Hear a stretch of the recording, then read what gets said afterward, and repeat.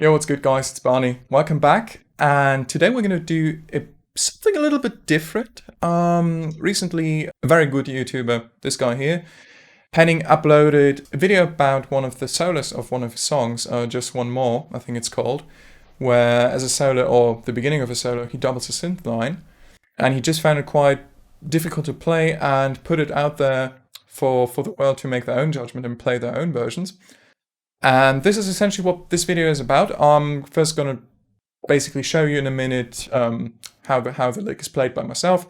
And then I'm going to talk you through everything, put the tabs up on screen. Henning's video, of course, is also linked down in the description below. Please check him out because it's his song. I'm just kind of sending you a reaction video in that sense.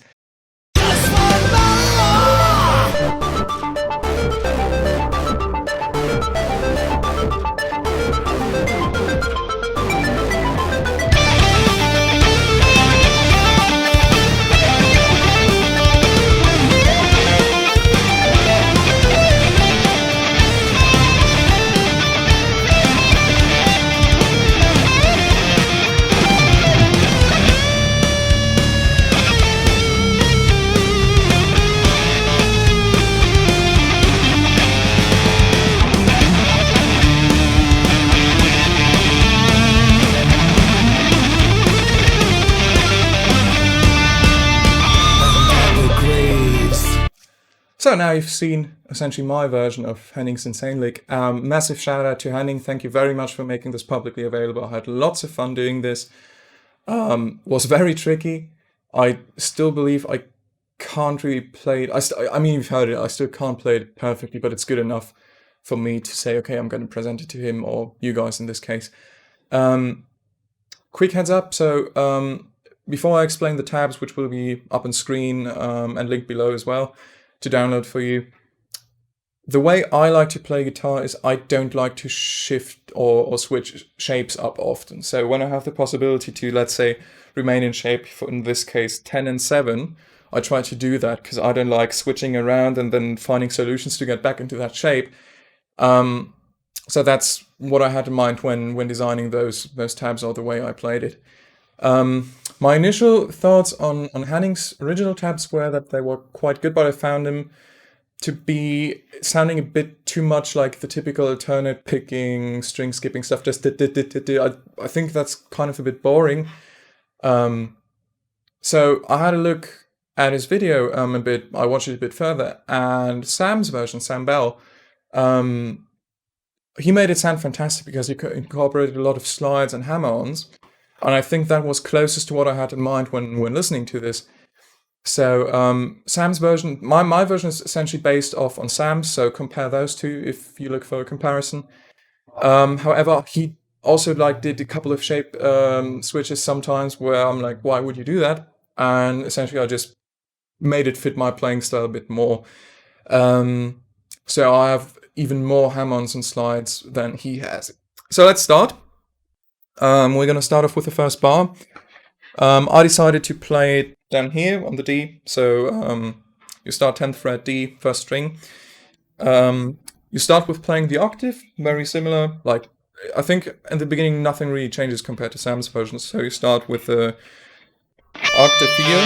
Wait, that's the octave, and then you do the hammer-on and pull-off. Essentially, every new string, when I first touch it, is picked, and after that, I think most of the time just pull-ups and slides. So you start off with this. And now once you're back here on the 10th fret second string, you don't go back, you don't do a pull-up, but you do a slide up. So you slide to the B, or B flat. There's, I think, my first change where he goes up to the 6th fret, but I do a slide here to get the A sharp here, to get the A sharp in here. So what I do is essentially this. And after the slide, I don't slide back, but I just hammer on with my ring finger. And then I have the C up here, which fits my, I think it's still a good shape. And then you get down on the C here, so you're playing an octave again, on the 4th string, so D string, which is quite tricky. So you have the octave here. And you go back up to the C, you your index finger here, and then play the D with your pinky. And that's essentially the first figure or the first shape I have in this lick.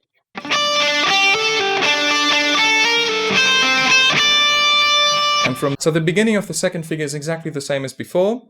Just what you're changing now is that you don't go, that you're not going up to the C here after, but rather to the E here, and still have to play the C on the 4th string, which is, in my opinion, the hardest part of this lick, or it was for me, because you then still have to go back to the C here, and that's kind of uncomfortable. I hope you can see what I mean. I'm just going to play it for you.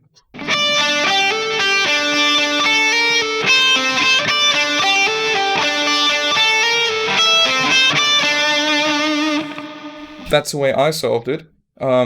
And you're essentially back to square one. And now you have, again, a repeat. And after that comes another portion with the big slides across the fretboard.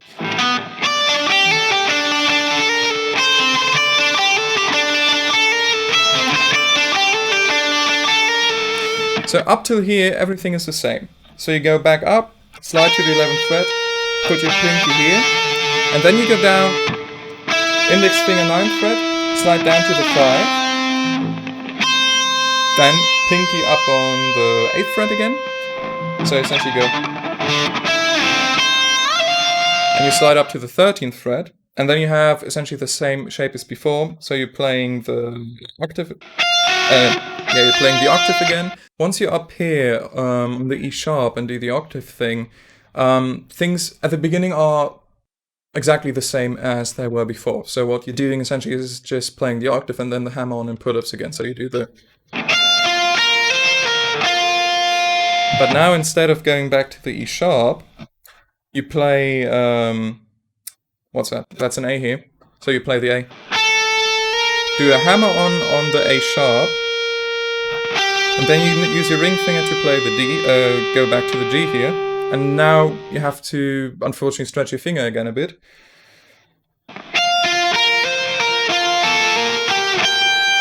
So you need to hit that G here. So you're octaving from here again. And from there on, it's just a pull off again. So you pull off again back to the D. So you do the pull off, go back to the D. Leave your index finger here, use it as a beret, that's what I do. Hit the A here, hit the E with your ring finger first string, and now we get to a bit of sliding action. So you slide down without actually making sound, you're muting the strings here. You go to the 9th fret, 3rd string, slide up to 10th fret again, ring finger, 13th fret, 2nd string, so you're playing a C, and you're sliding back from C to B. So you're doing, and now you have to also do again a kind of a beret shape. You're going now to use your ring finger again to keep up on the E. And you're sliding down back to the D. So essentially it looks like this.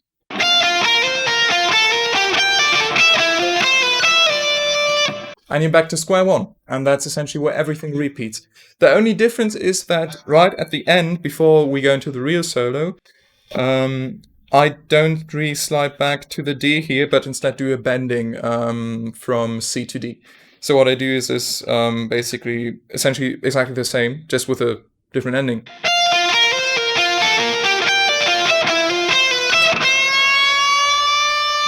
And that's the way I played it. So yeah, that's it from me. Thank you very much for watching. I hope you enjoyed. And with that being said, until next time, whenever I upload a video again. See ya.